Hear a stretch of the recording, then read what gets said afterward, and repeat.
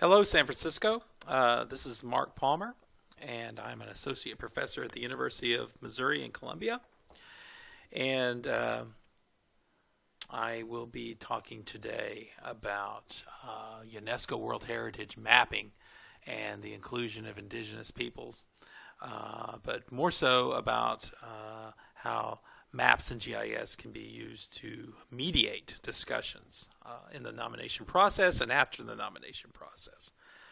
First of all, I'd like to thank James, David, and Luke for inviting me to participate in this AAG panel session on speculative GIS. What a great topic.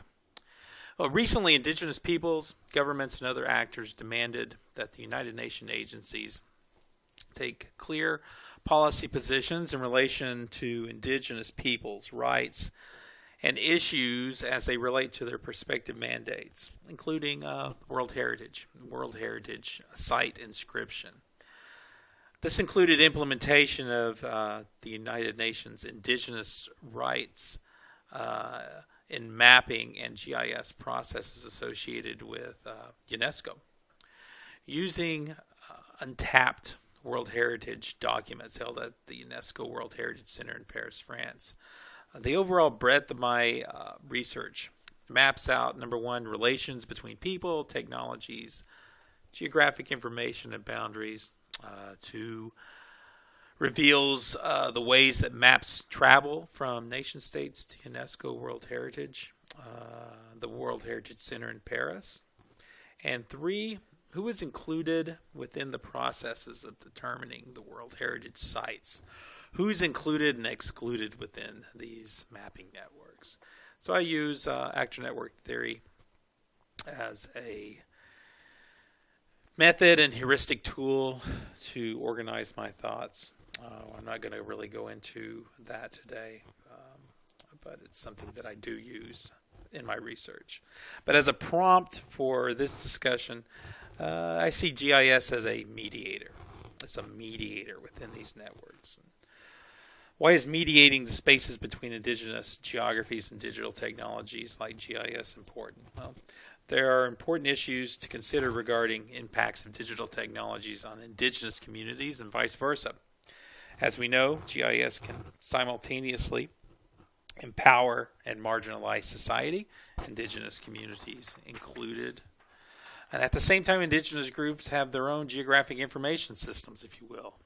Cultural concepts aligned with geography have long been embedded in indigenous expressive practices like pictorial calendars, and paintings, and stories, songs, art, and dance. In recent years, indigenous communities have adopted digital forms of media, especially audio and video recording, to represent interrelated concepts of place and identity. As with other database systems, data is collected, stored in computers, and can be manipulated. Information and communication technologies like GIS are transforming basic cultural concepts and experiences such as time, space, reality, privacy, and community, and affecting these fundamental shifts in cultural practices. That's a quote from Philip Bray. New technologies have the capacity to mediate not only indigenous cultural practices, but also socio-spatial characteristics of indigenous communities. So I believe that storytelling combined with audio-visual media and geographic information systems can facilitate both cultural and territorial sovereignty for indigenous peoples. So how might geospatial technologies be used to mediate? Well, I got a couple of examples right here. So up on the screen right now, you see a couple of pages from a recent article that I have published in Sustainability Science. What we have over here on the left side is Figure 1 and Figure 2. Figure 1 is a place-name map of Uluru, also known as Ayers Rock to some. It's the Uluru Kata National Park in central Australia. And Uluru is a feminine site. So these place names are associated with the origins of the formation and with feminine knowledge of the region. Figure 2 is a place name map of Catajuta, which is a masculine site. And so these two maps are found within the nomination dossier. It's an example of these hybrid types of inscriptions that made their way through the nomination process, and where you have indigenous people actively engaging in the making of maps. And you see figure 3 over here on the right side, which is an oblique map showing these significant places in the landscape where knowledge is embedded and where visitors are not necessarily welcome to travel. So this can be used as the origin story of the Ananu people. It's expressing their knowledge system, which is called Jikirpa, and it can be used to educate the general public. I've been doing similar things with GIS. This is a Kiowa network GIS, if you will. I've incorporated or placed Kiowa language, story, information within the attribute table of a network GIS. And so what this shows is two different paths. We have this Kiowa cultural path. If you look over here to the right, figure 2, where you have stops or points along this network where the elder was telling me stories about families, different events that happened on land allotments, which are the gray shaded polygons. As you can see, there's a correspondence between the story points and the allotments. So there's a lot of cultural knowledge associated with this route. The figure below is a comparison between the Kiowa route on the bottom and the least cost route, the fastest route between points A and point B. And so when we are subverting network GIS like this with indigenous ideas, knowledge, and stories, the quickest path between 2 points isn't always the most knowledgeable route.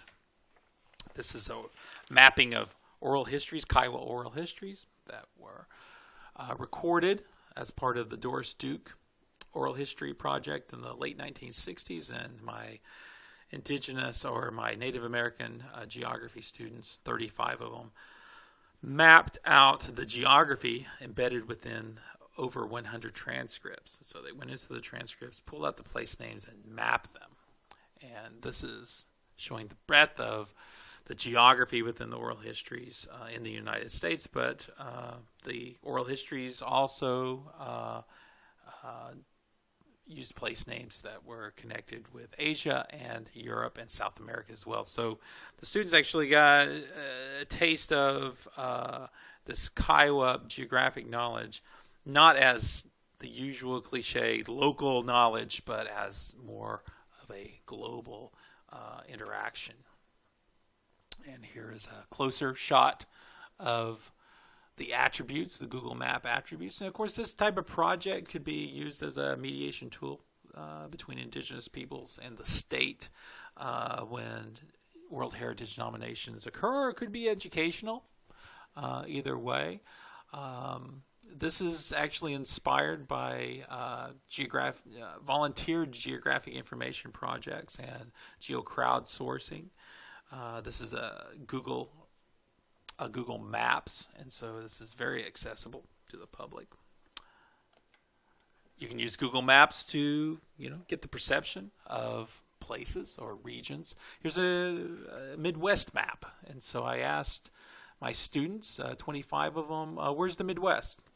And so they drew a polygon around what they thought was the Midwest using Google Maps. That was converted to a KML file, which was converted into a shape file, and we got to do an old-fashioned type of Ian McHarg-inspired map.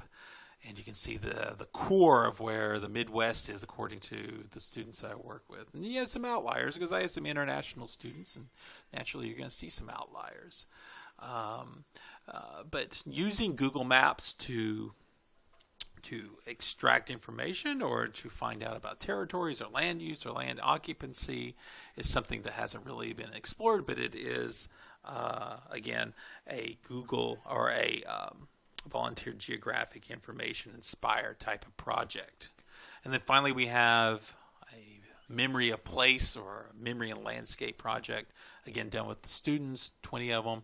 I asked them to pick 5 memories associated with the University of Missouri campus. Again, we went to Google Earth, mapped them, converted them to KML, converted them to shape, and now we're doing the analysis. This is the map that we came up using, overlaying the points on top of a topographic map. And the mediation here is the students' memories of place, but also we talked about and discussed some of the events that took place on the University of Missouri campus this fall. And so it was a good conversation point, a way of telling stories and a way of kind of explaining some of the events and the significance of those events to our university. So there are a couple of different examples of mediation. A lot of these are publicly available type of systems and interfaces where people can express their views. And I think this type of mapping exercise or these types of mapping exercises using these existing technologies can be used to mediate between indigenous peoples and the state when it comes to UNESCO World Heritage nomination. All right. Thank you for your time. Bye-bye.